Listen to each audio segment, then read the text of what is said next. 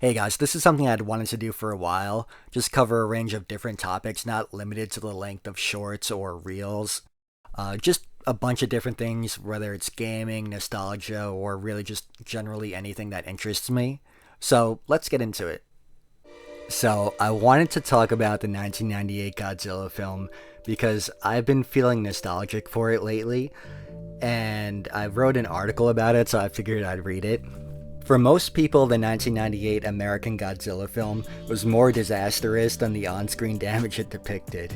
It was panned critically by fans and critics alike, while even being disavowed by Toho, the company who created Godzilla. Toho would go on to criticize the version of Godzilla featured in the film as being so far removed from the original concept, stating that they took the god out of Godzilla, indicating it was far weaker and smaller than prior iterations. Toho would go on to reference it briefly in the 2004 film Godzilla Final Wars as Zilla, who is quickly dispatched by Godzilla and then called useless in its defeat. In similar fashion to The Phantom Menace, the 1998 Godzilla film has been criticized for years following its release, although I feel that feelings have begun to soften as a younger audience are now able to voice their opinions. I remember quite fondly all of the advertising being pushed for the film's release at the time. There was a Doritos campaign, Taco Bell tie-in toys, a toy line from Trendmasters, and even a cartoon series which, ironically, would receive high praise. I remember a lot of excitement around the film at this time, especially in my elementary school class among other students. I presume that's why us 90s born kids are willing to overlook the film's flaws, because when we think of the film, we think of our excitement from that time. Though financially successful, plans for what would have been a trilogy series amongst other projects would be scrapped. The animated series mentioned earlier would limp on for 2 seasons, airing on Fox Kids. At this time, the network in competition with Kids WB would begin to either reschedule or simply cancel the airings of Godzilla in order to accommodate airtime for Digimon. This would mark the sad end of Zilla, an iguana in a monster's shadow. In more recent years, I've gone back and purchased the Game Boy Color game, Godzilla the Series, which was based on the animated series. An admittedly simple but entertaining game which would go on to have a sequel, Godzilla the Series Monster Wars. While I appreciate that the 2 Game Boy games based on Zilla were released, I can't help but wish we received something more substantial. At the time these games were produced, it wasn't out of the norm to see Game Boy games produced for movies and TV shows that, for lack of a better characterization, underwhelmed the studio's expected goals. A prime example would be the Ozzy and Jerks Game Boy game, which was a sequel series show based on the Osmosis Jones movie. In my longing for a Zilla game, I ended up coming across Godzilla Online. Not familiar with this game prior, I was surprised to find out that this was an online multiplayer game which was based on the 1998 film. This was a game developed by Mythic Entertainment, better known for their 2001 hit Dark Age of Camelot, with support from Dean Devlin of Centropolis Entertainment, the production company for the Godzilla film, made for GameStorm, which was an online gaming service. It does sound like it was quite interesting, being described as a fast-paced action game, with New York City being under attack by baby Godzillas. The players have a choice between playing as a soldier, scientist, reporter, or as a baby Godzilla. Depending on the character you pick will affect your objective in the game. The soldiers have to eliminate all of the Zillas, while the scientists have to try to take blood samples from them. The reporter is non-combative and simply goes around filming the action, which is viewable by the other players in real time, aiding them in their objective. The role of the baby Godzilla, of course, is to eliminate all parties indiscriminately. There were 5 different match types to choose from, including free-for-all, team deathmatch, a type of capture the flag mode called Egg Statica, and Escape from New York City, and Last Man Standing. The game launched with 3 different maps: Madison Square Garden, Fulton Fish Market, and 23rd Street Subway Station. Maps added later on were the Manhattan Museum of Art and Wall Street. Being from New York, I am a bit biased, but the idea of running around 90s New York City as baby Godzilla sounds awesome. However, it only received a 2 out of 5 rating by Computer Gaming World. To my knowledge, there are no known videos of this game in existence, and only a few screenshots from a player to show what the game was like. There was footage recorded years later of the promotional disc that includes the menu and loading screens, but as expected, the game does not boot and the servers are long gone. Based on the review given by Computer Gaming World, I'm assuming that the game didn't have much fanfare, but I can't help but think of all the online games we lost to time, this game included. So it is interesting to me to think about all the online games from that time and even later on that we lost to time just because the servers got yanked and nothing was backed up or saved. One of the examples from later on that comes to mind was the Sugar Rush Speedway game from Disney that they put out to promote, I believe, the second Wreck-It Ralph. I played it. By all accounts, it's subpar, but it was well liked by fans and a lot of people were disappointed that it was no longer being hosted. Someone did actually manage to back up a copy of it, and I got a copy from him. It's okay, it exists, but as far as like preservation goes, it's nice that was saved, and I wish other games would get the same treatment. This is a story I saw a few weeks back now on Reddit, and it kind of made me chuckle. Arcade 1UP was canceling customers' orders. So they ran this unbelievable sale, apparently. I think customers were saying it was like a savings of $550, particularly with the Killer Instinct cabinet. So a lot of people placed it. It's a huge savings. Pretty excited to get the cabinet. Unfortunately, a lot of people are getting cancellation emails. And let me read what Arcade 1UP sent out. Dear Awesome Gamer, we never expected the overwhelming response to our killer clearance sale, and we owe you a big apology for overselling it. We understand if you're disappointed or frustrated, and we want to make it up to you. So as a token of our apology and appreciation, we're giving you a $25 gift card to use on our website, so consider it a virtual high five from us. I don't know about you, but that just reads so bad to me. I mean, the whole like, dear awesome gamer, that kind of feels patronizing to me. And a $25 gift card against a $550 saving just does not compare. I was scrolling through the comments. Like this guy who was saying, I have no use for a $25 gift card when there's nothing on their site priced like anywhere near that. A lot of people saying, negative things about it. People chiming in saying, I got the same cancellation notice. I got the same email. This guy showing a screenshot of the same email. Yeah, how is a $25 gift card remotely close to saving $550 on Killer Instinct?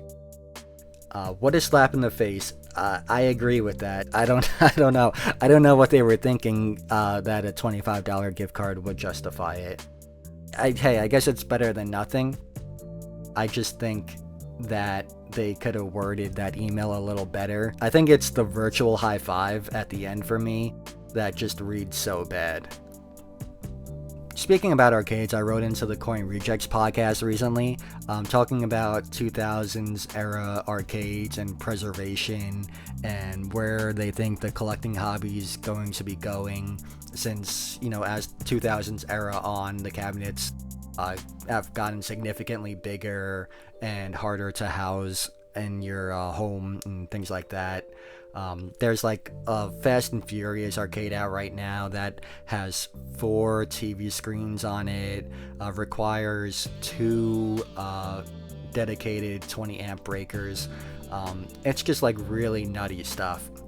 I presume that the reason why this trend for bigger, brighter, more grand arcade cabinets is continuing is probably part of an effort to make the cabinets more appealing and draw in the gamer to use it.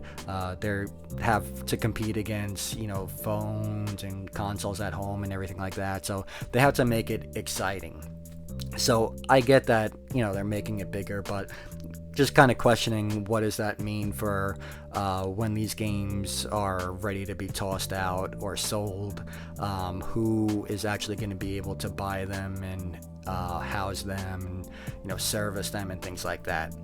So it got me thinking about 2000s era arcades from 2000 to 2009, and what kind of games from that era would I want. So I was like, if I could create a top 10 list, what would your 2000s era games be in that list? So I was going through and looking at all the games released in that time period, and I came up with a list for myself of games that I would want. And I do have a couple honorable mentions that I'll just quickly go over. 18-Wheeler from Sega, released in 2000. The cabinet is so cool, the deluxe one where it's kind of shaped like a semi-truck. And, it's a pretty fun game. So, it's unique, I don't think there's any other really, 18-wheeler rig driving arcades. So I always like that cabinet. I think it's cool. That would be a good one to have, but it just missed my top 10. Confidential Mission, that's another game that I think is great, and it's kind of overshadowed by all the other on-rail shooters from that time. There's so many that came out and just dominated the genre. Time Crisis comes to mind. There was The Lost World that came out a couple years prior. And I mean, it's just a highly occupied genre, House of the Dead.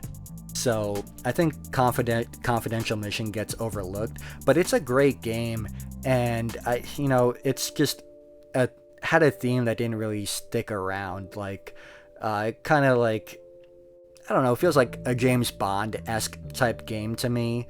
Zombies from House of the Dead, that's still in fashion. Jurassic Park is still in fashion. In Time Crisis was pretty unique with the jump up and jump down with that pedal. So I think it was just overshadowed, but definitely a good game. And again, just one that just missed out my top 10 list. And this other one, it's kind of silly, but Deal or No Deal from ICE in 2007.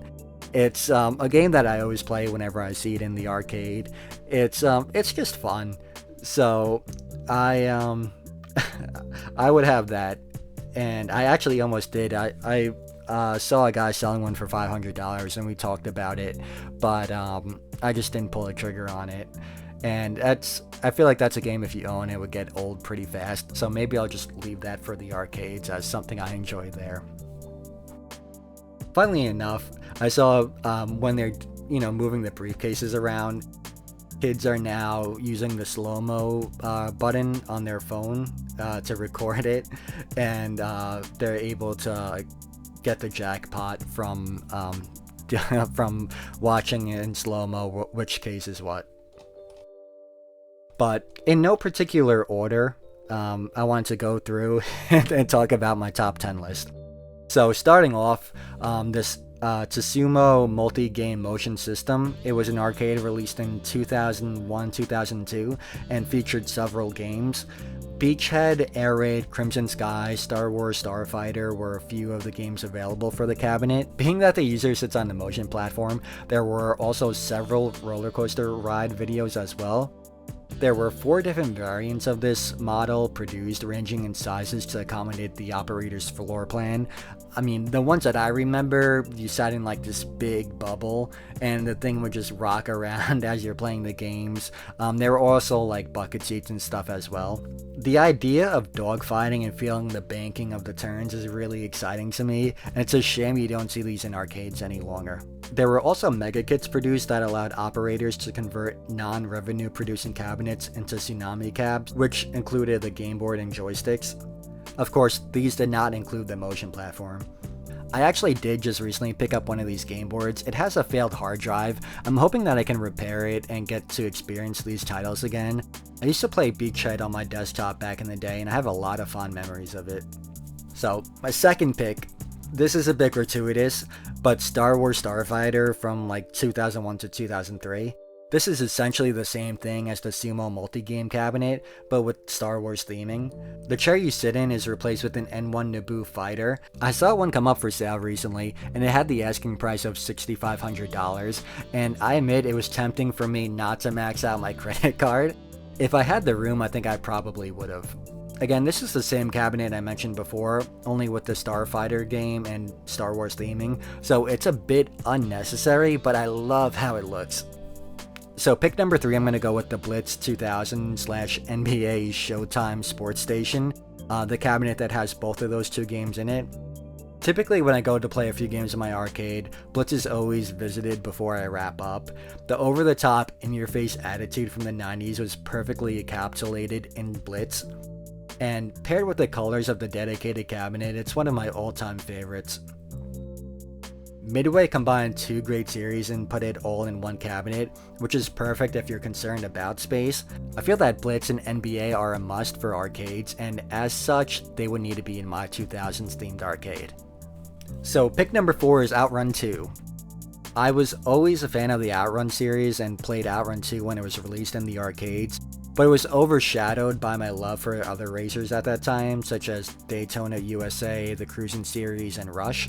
I recently got to play the Outrun 2 SP SDX cabinet, which is the cabinet that has the back half of sport cars like Ferraris lopped off and mounted onto motion control platforms as seats. The particular unit I played is a 2-seater sports car you sit in, steering wheels and pedals in front of each passenger, and you trade on and off as you race through the game. It really was quite an enjoyable game, and the graphics still hold up to this day.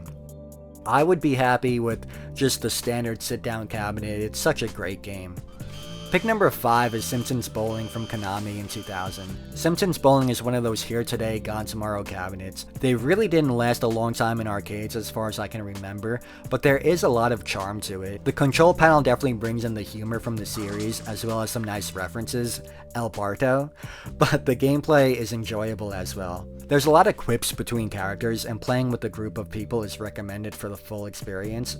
I like that when you get a turkey, 3 strikes in a row, you get a special ball you can throw down the alley. Your choices are between Maggie, a bomb, a fireball, and a nuclear ball.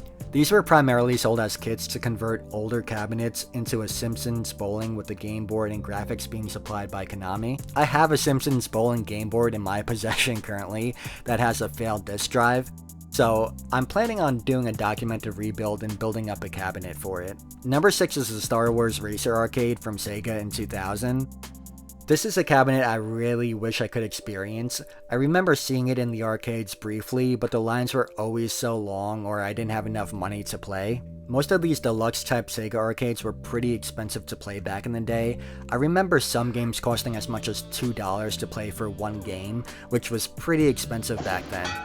Depending on the type of cabinet you had, they were typically designed to look like Anakin's and Sebulba's pod racer, which you would sit in as you race through Tatooine. It's one of those cabinets that has unique controls and you really can't experience it through an emulator. Though you can technically load it in a Sega emulator, there's issues with the textures and the throttle is set to fully open without being able to alter it. You really need the cabinet to experience it. It's actually a shame because these game boards are very delicate, and a lot of them are failing and are becoming unrepairable. There's several service techs that I spoke to and they said they just won't touch it because customers will send in the boards and they're so delicate that when they send it back out, the chips are broken again. So it's a shame because it's really such a cool cabinet. Pick number 7 is Alien Extermination from Global VR in 2006. Alien Exterminations I've played through a few times now, and it's always pretty enjoyable, particularly with the partner. The graphics hold up, the gameplay is engaging, and it really captures the Alien universe aesthetic. Not just within the game, but the cabinet design as well has a real sci-fi feel. These cabinets have generally been kit swapped to the Far Cry arcade and Fear Funland. I actually have 2 of the guns from this arcade in the control panel, which I set up to run as a multi-game arcade with these games mentioned on it. These games are starting to decrease in price. I've seen them sell for around $1,800. I plan on making my own replica cabinet and saving that cost though. So pick number 8 is Marvel vs. Capcom 2, which feels like a game that came out in the 90s, but it was actually released right in the beginning in February of 2000. It is by far my favorite fighting game in the genre. The animations, the characters, the soundtrack all fit perfectly. Coming out of the 90s, we had Spider-Man, X-Men, Hulk, and other Marvel animated series. Not to forget the hype leading up to the release of the X-Men movie in July of 2000. So this game was a big deal. Not only were the IPs featured in it huge, but the game is still fantastic to play to this day. I have an X-Men vs Street Fighter cabinet, but I always think about switching out this board to Naomi so I can play some MVC too. Pick number 9 is the Guitar Hero arcade, which was released in 2009. Guitar Hero hit consoles in 2005, and for a brief period, everyone was consumed by it. I remember sleepovers in high school, staying up all night playing these games, dates with girls going back to their house to play Guitar Hero, and then later on arguing if Rock Band was better. The Guitar Hero arcade I missed back when it was released, but in more recent years and going to arcades, it's a cabinet I've seen and it always gathers a crowd. The fact that most people my age grew up with Guitar Hero makes it an easy cabinet to gravitate to, since there's no learning curve. Not to say that there's no skill required, it's just that most people are familiar with the gameplay. I've seen these come up a few times and they always fetch a high price. The last one I saw sell was for around $6,500, which was lower than what it normally brings. So it's a little out of my comfort zone, but if I had unlimited space and unlimited funds, I would totally get it. And finally, rounding out my top 10 list would be Time Crisis 3 from Namco in 2003. Time Crisis is a series that I've always loved and would always drop quarters into it. Playing primarily Time Crisis 1 and 2, I remember being pretty impressed when I saw the release of the third one. The cabinet takes up a significant amount of space and the industrial look really caught my attention. That opening beach level always stuck with me, probably because I didn't have a lot of money to go much further, but that cabinet has always stayed in my mind. I'll occasionally see these pop up for sale and they usually sit for a while. I think the size of the cabinet makes it a hard purchase, especially for those who want to put it in their home arcade. So that's going to round out my list of the top 10 2000s era games that I would own. Let me know what you guys would pick, what did I leave off, what do you guys think of my list. So that's all I got, guys. Let me know if you enjoyed it. If you want me to keep doing it, I'll probably do it anyway. Drop some topics you want me to cover, and yeah, hopefully I'll see you guys soon. Thanks.